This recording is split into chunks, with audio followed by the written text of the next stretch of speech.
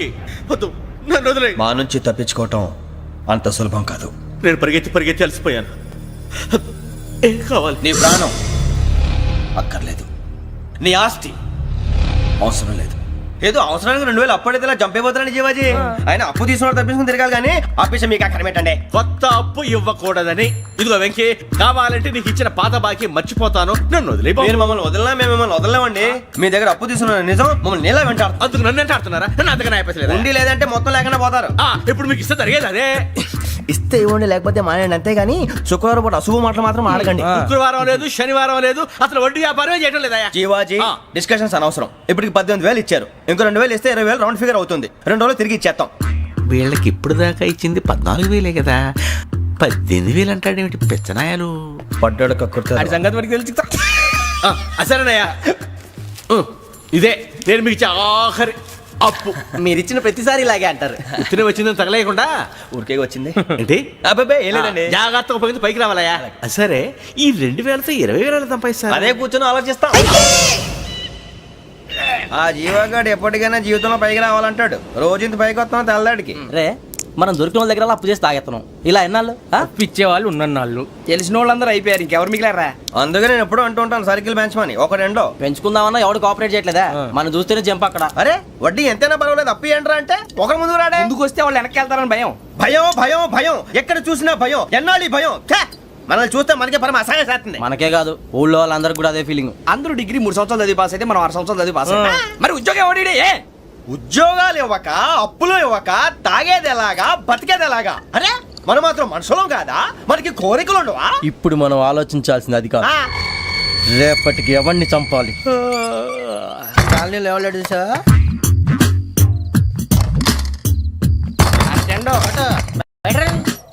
నువ్వా వెంకీ? ఏంటి వెంకీ ఈ టైంలో వచ్చా? నీతో మాడే పని ఉంది, దా చెప్తా. ఏ బాగా నిద్రొస్తుందా? సరిగానే రే, నువ్వు మమ్మల్ని చూసే తలిపేసావా? మామూలుగానే వేసాను. మామూలుగా వేసేవాడివి. మేము రావడానికి 1 నిమిషం ముందో, మేము వెళ్ళాక 1 నిమిషం తర్వాత వేయాలి కానీ బిలాల్ రాజా, నాకు నిద్ర వచ్చి పడుకుందామని తలుపేసుకున్నాను. అయినా నా ఇంటి తలుపులు నేను అడిగేసుకోవాలంటే తప్పు చేసిన కాక ఇంకా గేర్ సమాధానం చెప్తావా? మీ ఇంట్లో పెళ్లిడికి వచ్చిన ఆడపిల్లలు ఎదురున్నారు. ఇదిగో అమ్మాయిలు, మీతో ఎప్పుడైనా యథాశాలు వేసానా? విన్నారా? అడుగు తలుపులు వేసావు.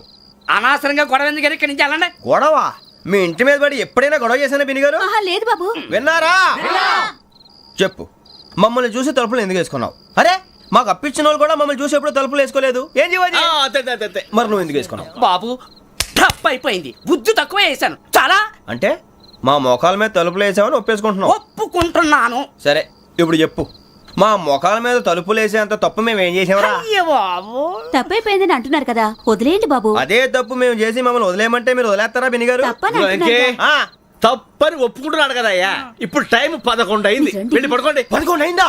కొమ్ము ఉంచాడు కదా. నాకు సంబంధం ఏంటి? ఉంది, సంబంధం ఉంది. 11 గంటలకి నా క్లోజ్ ఫ్రెండ్ ఢిల్లీ వెళ్తున్నాడు. 5,000 అప్పిస్తానని ఎయిర్పోర్ట్ రమ్మని చెప్పాడు. నీ గొడవలో పడి ఆ సంగతే మర్చిపోయాను. ఇప్పుడు నాకు జరిగిన నష్టానికి భర్తీ ఎవరు చేస్తారు? మీరా మీరా మీరా? ఎవడు పడితే ఎందుకు చేస్తాడా భర్తీ? భలే వాడి నువ్వు. తప్పు ఎవడు చేసినా వాడు చేస్తాడు. దానికి కారణం ఈ 10 మనిషే కదా. వాడే చేస్తాడు. యజ్ఞాత షడద్వాతీత రూపిణి అవ్యాజ కరుణామూర్తిరజ్ఞానాధ్వాంత దీపిక. బీరు రమ్ము కలవకూడదు, తలకే పట్టేసింది. ఏంటే చదువుకుంటున్నావా? చదువుకో. దేనైనా వెనక్కి తీసుకురావాలం కానీ పోయిన కాలం వెనక్కి తీసుకురావడం ఎవడి వల్ల కాదు. టైం విలువ గురించి నువ్వు మాట్లాడడం. నువ్వు ఎలా పోతే నాకు ఎందుకులే. ఏమ్మా నీ పూజ అయిందా? తలకే పట్టేసింది, కాస్త మజ్జిగుంటే ఇవే. మా నాయనే అందరూ పొద్దున్నే లేచి టీలు కాఫీలు అడుగుతుంటే నువ్వు మాత్రం మజ్జిగ అడుగుతున్నావురా. కాఫీలు టీలు తాగే స్టేజ్ వాడు ఎప్పుడో దాటిపోయాడు. రాత్రి తాగింది దిగాలంటే మజ్జిగే తాగాలి. నువ్వు తల దించుకోవడం ఎందుకురా? నీలాంటి యదవనగానందుకు నేనే దించుకోవాలి తల. రాత్రి సుబ్బారావు గారి ఇంటి మీద గొడవకి వెళ్ళేవంటగా. అలా చెప్పాడు మీకు? ఏ మళ్ళీ గొడవ కెడతావా? నీ దెబ్బకు భయపడి రాత్రి తలుపులు తీసి పడుకున్నారంట. తెల్లారగా టైంట్లో దొంగలు పడ్డారు. ఇంట్లో ఉందిలేండి, పట్టుకుపోవడానికి అక్కడ కూతురు తప్ప. ఎన్నాళ్ళు ఇలా బేవర్స్గా తిరుగుతావురా? ఇన్నాళ్ళని ఏం ఫిక్స్ అవ్వలేదండి. చిచి నాన్న, అమ్మా, కంబైన్ స్టైల్స్ కి ఫ్రెండ్స్ ఇంటికి పిలుద్దాం అంటే వీడికి భయపడి ఎవరు రావడం లేదు. నేనేం చేశానే? వాళ్ళ వంక అదోలా చూస్తున్నావంట. గొప్ప ఫిగర్ అని అదోలా చూస్తాను. ఏదో మోహాలు వేసుకుని చదిగా ఆ గొంతు ఆ వాలకం చూడలేకపోతున్నాను రా బాబు. చిన్నప్పుడు వచ్చి నా అలాగే ఉన్నావు, తెగ ముడిచిపోయారు. ఇప్పుడు నచ్చట్లేదు నాన్నగారు మీకు? నేను యదవలతో డిస్కస్ చేయను. నేను చేస్తాను. మీరు చెప్పదలుచుకుంది ఏమిటో చెప్పండి. ఇంకా చెప్పేదే ఉంది. నువ్వు ఇలా గాలికి తిరుగుతుంటే నేను తిండి పెట్టలేను. నాన్నగారు ఇప్పుడు శుక్ర మహాదశి 4వ పాదంలో ఉంది. నేను ఇప్పుడు ఏం చేసినా కలిసి రాదు. శనిగారు సెంటర్ లో కాసేసి నన్నే చూస్తాడంట. వాడు అలా సైడ్ అయిపోయి నేను ఏదో ఒకటి అవుతాను కదా, మీరు కంగారు పడకండి. ఇవన్నీ ఆ జగదాంబ చౌదరి గారు చెప్పాడా? వా, జేసీ గారిని గాడు గిడు అనకండి బాబు, మీకే మంచిది కాదు. అబ్బా ఊరుకోండి, ఎవరి నమ్మకాలు వాళ్ళవి. ఎరా ఇంతకీ ఆ శనిగాడు సైడ్ కి ఎప్పుడు వెళ్తాడంట? నేను పోయా. నువ్వు సెంటర్ లోకి రావాలమ్మా. మరి ఆ గురువు సెంటర్ లోకి ఎప్పుడు వస్తాడంటావు? అవన్నీ మనకి తెలుస్తాయి అంటే జేసీ గారు తెలుస్తాయి. నాన్నగారు ఒక 1000 రూపాయలు ఇవ్వండి, దక్షిణ నుంచి అన్ని అడిగేసి వస్తాను. ఎదిగిన కూతురు గుండెల మీద కుంపటైతే నీలాంటి బేవార్స్ కొడుకు క్లైమోర్ మైన్స్ లాంటి వాడు చీదరిదుడా. ఆ జేసీ గారు పోయాక వీడు నేను అమ్మ నువ్వే ఫీల్ ఓకే అని కావాలని అంటున్న మాటలు కాదు, అని దేవుడు.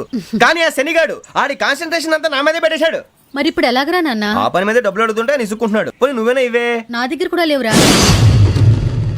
తెలుగు భాషలో నాకు నచ్చని ఒకే ఒక్క పదం లేదు.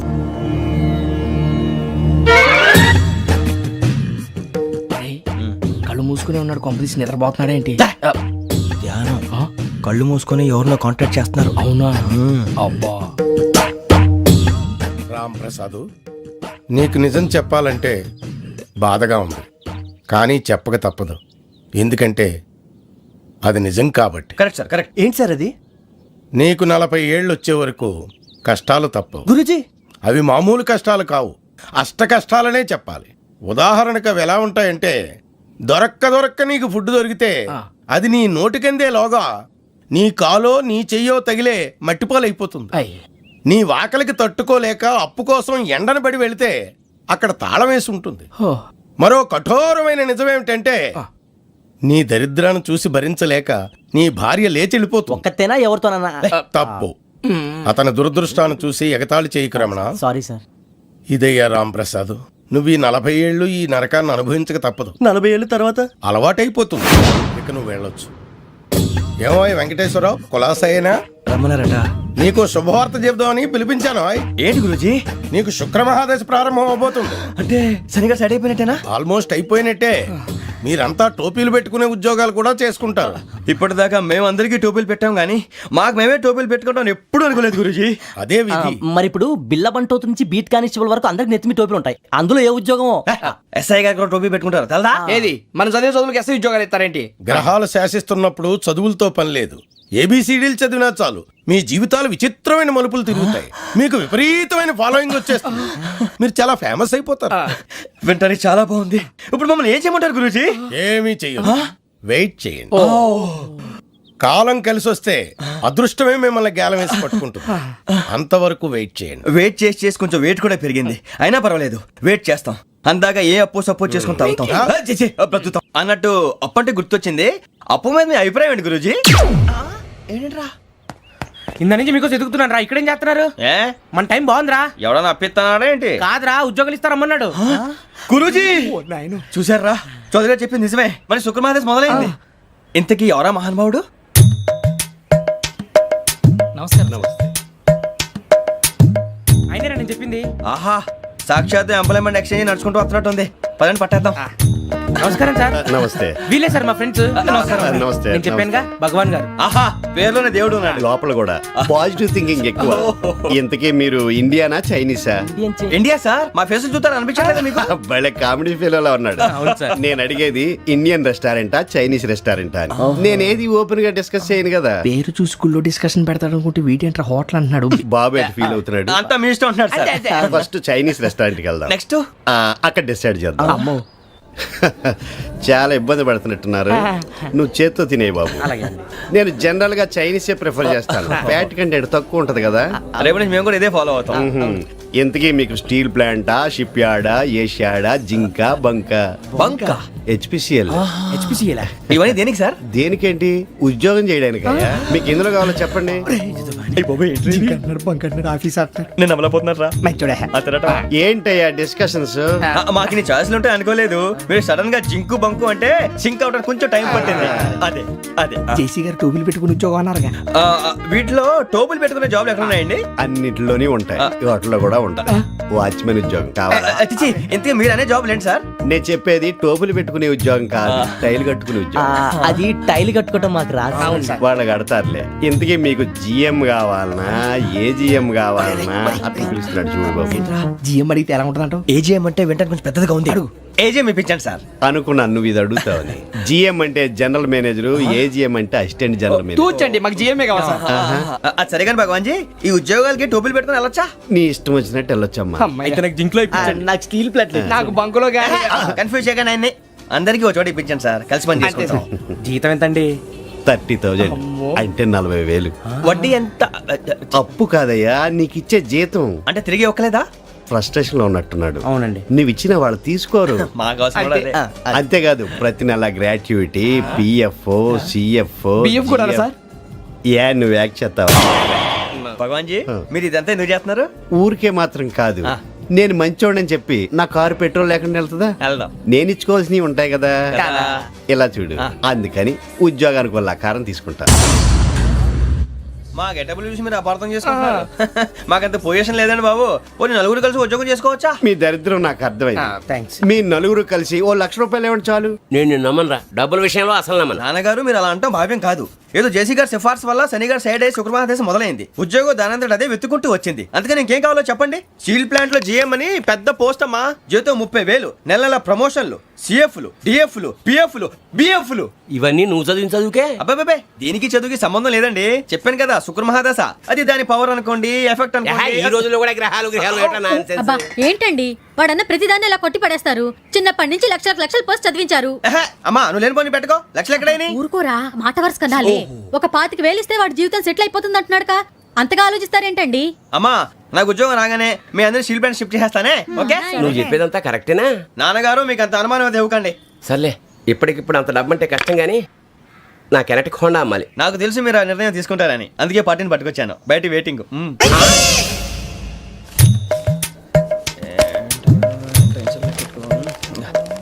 ఇవ్వండి. భగవాన్ జీ, మీతో నాకు కుదరదండి, మీరు తేడా మనుషుల్లా ఉన్నారు. చూడటానికి అలా కనపడతాం కానీ తేడా మనుషులు కాదండి. ఇది ఎంతో లెక్క పెట్టండి. 5,000 తగ్గిందండి. ఆ విషయం నాకు ముందు చెప్పాలి కదా, ఇది తేడాతనం కదా. సర్దుబాటు కాక జరిగిన పొరపాటు. మా దరిద్రం మీకు తెలియంది కాదు. మీ ప్రాబ్లమ్స్ నాకు అనవసరం అండి. ఇప్పటికే మీ మూలంగా 3 లక్షలు బొక్క తెలుసా. మీరు ఫేస్ అంత చిరాగ్గా పెట్టకండి. రే ఆ గొలుసు ఎవరా? తొందరగా ఎవరా, ఆయన కోపం వస్తుంది. ఇదిగో తీసుకోండి. తీసుకోండి ప్లీజ్. భగవాన్ గారు తీసుకోండి సార్ ప్లీజ్. భగవాన్ గారు మీ కోపం తగ్గిందా? కోపం కాదు వెంకటేశ్వర గారు, ఎందుకో మోసాన్ని భరించలేను, అది నా బలహీనత. ఇవన్నీ వదిలేయండి, ఇంకోసారి పొరపాటు జరగదు. మేము ఎప్పుడు జాయిన్ అవ్వాలో చెప్పండి, కొత్త బట్టలు కొనుక్కోవాలి. మీరు ఆ పనిలో ఉండండి. పొద్దున్నే గుడికి వెళ్ళి 9:30 కల్లా, మొన్న వచ్చారే ఆ ఆఫీస్కి వచ్చేయండి. మీ అపాయింట్మెంట్ ఆర్డర్స్ రెడీగా ఉంటాయి. 8:30కి వచ్చేస్తాం. మీరు వచ్చిన వాళ్ళ తలుపులు తీరు. మీ కంగారు నేను అర్థం చేసుకోగలను. ఇంతకాలం పని లేక స్తంభించిపోయిన మీ జీవితాలు ఇక నుంచి వేగం పుంజుకుంటాయి. ఆయన ఉన్నారా? ఎవరు? భగవాన్ గారు. మీరెవరు? ఆయన క్లోజ్ ఫ్రెండ్స్. సరే లోపల రండి. పదా సార్ వీళ్ళు భగవాన్ క్లోజ్ ఫ్రెండ్స్ అంటారు. సరే నువ్వు వెళ్ళి నేను మాట్లాడతా. సార్ మీరంతా భగవాన్ స్నేహితులా? అవును, అలాంటి స్నేహితులు ఉన్నందుకు గర్వపడుతున్నాం. సరే ఏంటి సంగతి? ఏముంది, మా అపాయింట్మెంట్ ఆర్డర్ చేస్తే పట్టుకులు చేరిపోతాం. ఈ రోజు గురు పౌర్ణమి, మంచి రోజు. అపాయింట్మెంట్ ఆర్డర్ ఏంటి? మీకు అందాల్సిన నీకు అందనట్లేదు. ఏంటది? ఏంటంటావేంటి? ఒక్కోడు 25,000 ఇచ్చాం. భగవాన్ గారి హెల్పింగ్ నేచర్ కాబట్టి తక్కువ రేటుకి ఒప్పుకున్నాడు. ఇంతకీ ఇది ఏ ఆఫీసో మీకు తెలుసా? తెలుసుకోవాల్సిన అవసరం మాకు లేదు. కానీ చెప్పాల్సిన అవసరం మాకుంది. యాంటీ కరప్షన్ బ్యూరో అంటే అవినీతి నిరోధక శాఖ. లంచం తీసుకోవటమే కాదు, ఇవ్వటం కూడా నేరం. మీ భగవాన్ గారు ఒక 420. మా బాబుకి ఎన్ని తిట్లు వచ్చిన విషయం నిన్నే తెలిసింది నాకు. ఇంతవరకు మా బాబు నా ఒట్టుమే చేయలేదని మీ అందరితో గర్వంగా చెప్పుకునేవాడిని. First time man handing record 5,000 తక్కువే నా గోల్ చెలుగు లాగేస్తున్నాడు. అరే కోపడకండి రా, వాడు ఇక్కడే దొరుకుతాడని మా ఫ్రెండ్ చెప్పాడు. తొక్క దొరుకుతాడు. మీకు జింక్ లో కావాలనా, బంక్ లో కావాలనా, స్టీల్ ప్లాంట్ లో కావాలనా, షిప్ యార్డ్ లో కావాలనా? అంటే ఎక్కడ పడితే అక్కడ ఇప్పిస్తారా సార్? ఎక్కడ పడితే అక్కడ, ఎలా కావాలంటే అలా చేసుకుందాం, ఇబ్బంది ఏమీ లేదు. ఆపరేషన్ లో కావాలనా? అవి గేమ్స్ కదా సార్. ఆ స్పోర్ట్స్ కోటా లేవయ్యా. ఏమైంది సార్? ఉద్యోగాలు ఇప్పించమని ఎంట పడుతున్నారు. నువ్వు టచ్ లో ఫోన్ చేయ.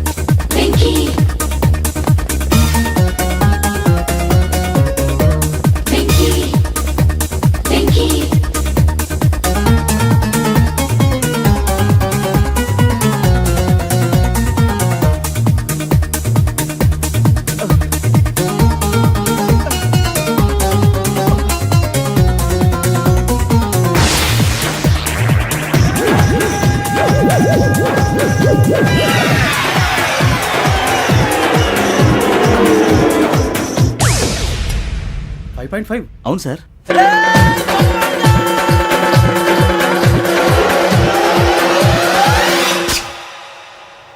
గ్రేట్.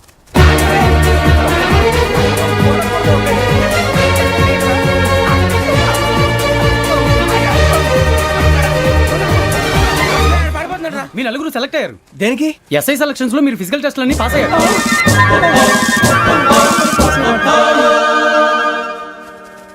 కానీ మేము అప్లై చేయలేదు సార్. అప్లై చేయలేదా? చేయి వదలకండి సార్, కాలు పట్టుకోవాల్సి వస్తుంది. రాగరాకు వచ్చిన అవకాశం. సరే, మీరంతా డిగ్రీలు పాస్ అయ్యారా? ఎప్పుడో. ఓకే, ఇప్పుడు అప్లై చేయండి. Thank you sir. నేను మేనేజ్ చేస్తాను. Thank you sir. మీరు రిటర్న్ టెస్ట్ ప్రిపేర్ అవ్వండి. అలాగే సార్. All the best. రేయ్, ఈ పరీక్షల్లో సమాధానాలని ఏబిసిడ్యూల్లోనే ఉంటాయి. ప్రతి ప్రశ్నకి 4 ఏదో ఒకటి కరెక్ట్ ఆన్సర్. ఏది కరెక్టో మనకు తెలియదు కదరా. నీకు ఏబిసిడ్యూల్ తెలుసు కదా? తెలుసు. అయితే కళ్ళు మూసుకుని 4 ఏదో ఒకటి రాసుకుంటూ పోతాం. మన అదృష్టం బాగుండి అవి కరెక్ట్ అయితే పాస్ అయిపోతాం. ఎస్ఎల్ కూడా అయిపోతాం. వారిని ఏబిసిడీలు వస్తే ఎస్ఐలు అయిపోతాం అని తెలిస్తే నాన్న కష్టాలు పడి డిగ్రీలు చేసేవాళ్ళం కాదు కదరా. రెడీ, స్టార్ట్ చేద్దాం. నీ ఇష్టదేమో ఆంజనేయ స్వామి. వేసుకో. నీ ఇష్ట పొలిటీషియన్ వాజ్పేయి. ఏబిసిడీలో రావాలి. నేషనల్ లెవెల్లో కాదు, స్టేట్ లెవెల్లో 7. స్టేట్ అయితే చంద్రబాబు నాయుడు. సిఎస్కో. నీకు ఇష్టం క్రికెటర్ ఎవర్రా? Mister dependable. ఆడేవడరా? ఓ నీ క్రికెట్ లో విజ్ఞాన ప్రదర్శనలో ద్రావిడు. డిఎస్కో. వేసావా? నీకు ఇష్టమైన నటుడు? బాలకృష్ణ. సమర్సింహారెడ్డిలో డీటెయిల్స్ వద్దు, బిఎస్కో. అయిపోయిందిరా. అందరూ దీన్నే ఫాలో అవ్వాలి. రాత్రికి ఏబిసిడీలు బాగా బట్టి పట్టండి. అందరూ ఏవే ఆన్సర్లు రాయాలి. మునిగితే అందరూ కలిసి మునుగుదాం. అయినా గురువారం పాటు గురుమేట్ల మీద కూర్చొని రాసింది ఖచ్చితంగా జరుగుతుందని జేసీ గారు చెప్పారు. మన ప్రయత్నం మనం చేద్దాం, మిగిలింది నేను ఎక్కడికి వదిలేద్దాం. ఆయన కూడా ఏదో పని ఉండాలి కదా.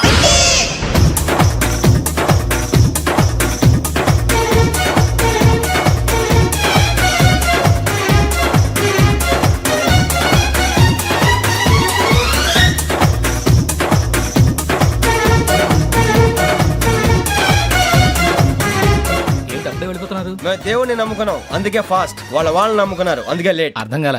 మా కాన్సెప్ట్ నీకు అర్థమైతే గుండా సత్తావు. వస్తా.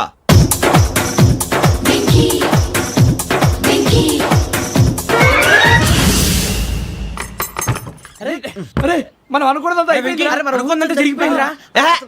పొద్దున చిరా తెప్పించకండి. ఎవరు పోయారు? నీ దరిద్రం పోయింది. నువ్వు ఎస్ఐ ట్రైనింగ్ కి సెలెక్ట్ అయ్యావు. అన్న తండ్రి నేనే నమ్మలేదు, వాళ్ళు నమ్మారు. నాన్న, నోరు తెరవరా. వాడు ఇంకా మొహం కడుక్కోలేదమ్మా. వాడికి ఏం కొత్త కదమ్మా, నువ్వు పెట్టవే. అమ్మా, చాలా సంతోషంగా ఉంది. ఈ సంతోషాన్ని వెంటనే చౌదరి గారితో పంచుకోవాలి. డేయ్, ఎవడన్నా సంతోషాన్ని కన్నవాళ్లతోటో కట్టుకున్న దాంతోనో పంచుకుంటాడు. నువ్వు మాట్లాడితే దరిద్రుడు జేసీ గారితో. నాన్నగారు, మీకు 1,00,000 సార్లు చెప్పాను అనే అనొద్దని. నేను ఈ రోజు పొజిషన్కి వచ్చానంటే ఆయనే కారణం. జగదాంబ చౌదరి గారు అంటే దైవాంశ సంభూతుడు. అయితే వెళ్ళి అదే వెళ్ళి ఆయన కాళ్ళమివ్వడు. స్వామి, మీరు మామూలు మనుషులు కాదు స్వామి.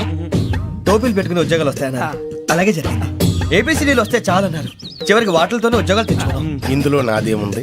మీ గ్రహాల మూమెంట్ అలా ఉంది. అలా అనకండి, ఆ గ్రహాలు అలా మూవ్ అయ్యేలా చేసింది మీరే. వెంకీ, ఈ ప్రయాణంలో నీకు ఇంకో ప్రయోజనం కూడా ఉందయ్యా. వీళ్ళందరూ ట్రైన్ యాక్సిడెంట్ లో పోతారా స్వామి? కాదయ్యా, ఈ ప్రయాణంలో నీకు అందాల రాశితో పరిచయం ఏర్పడుతుంది. ఆ పరిచయం ప్రణయంగా మారి వివాహానికి దారితీస్తుంది. స్వామి, మాకు పొజిషన్ లేదని ఊళ్ళో లేడీస్ అందరూ చాలా చీప్ గా చూస్తున్నారు. ఎలారా బాబు అనుకున్నాను. చల్లటి వార్త చెప్పారు. మరి మాకు నీకింకా కొంతకాలం బ్రహ్మచర్యం తప్పదు. వీళ్ళకి ఇప్పుడు అప్పుడే తొందరగా ఉందిలేండి. మేము బయలుదేరుతాం స్వామి. మిక్సెల్ టచ్ లో ఉంటాం. శుభం. బుచ్చిగా ఏట్రా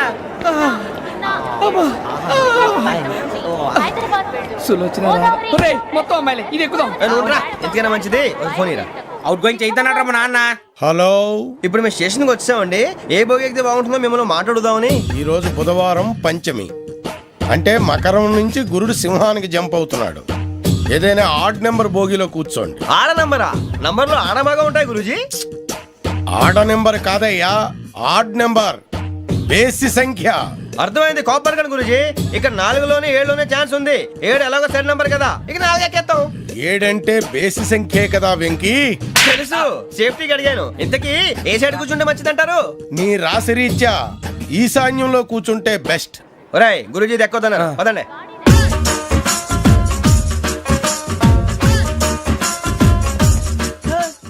ఇందాక నిలబొమ్మని ఇంకే నిలబడమేంద్రా? అది కాదు సార్, ఆడికి ఇచ్చారు నాకు ఇవ్వలేదు.